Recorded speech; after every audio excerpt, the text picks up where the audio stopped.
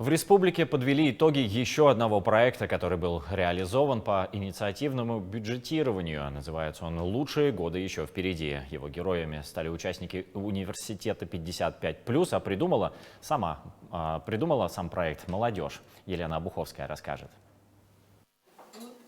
В зале городской библиотеки имени Некрасова, пожалуй, самые креативные пенсионеры Ижевска. За глаза называют себя студентами. Они участники городского университета 55+. Уже 10 лет он успешно работает по всему городу во многих библиотеках, чтобы вовлекать старшее поколение в современные проекты.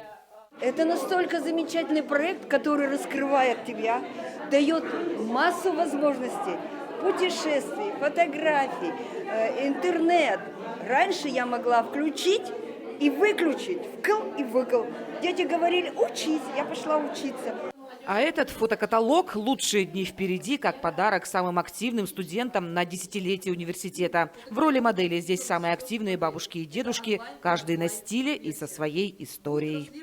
У меня был стилист, потом, значит, прекрасный фотограф, который мог снять меня в различных ракурсах.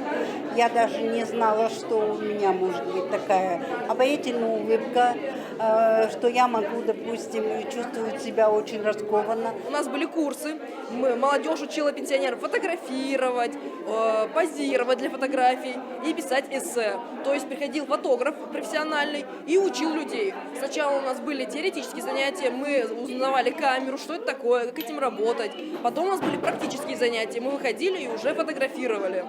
Пригласить в проект профессионалов и издать фотокаталог удалось благодаря победе молодежной команды Некрасовки в конкурсе инициативного бюджетирования «Атмосфера». Уникальность вот этого проекта, конкретно истории с альманахом, да, университет 55+, она как раз и состоит в том, что, несмотря на то, что это проект молодежного инициативного бюджетирования, это все-таки про людей серебряного возраста, это про связь поколений, это про то, что молодежь понимает значимость и важность.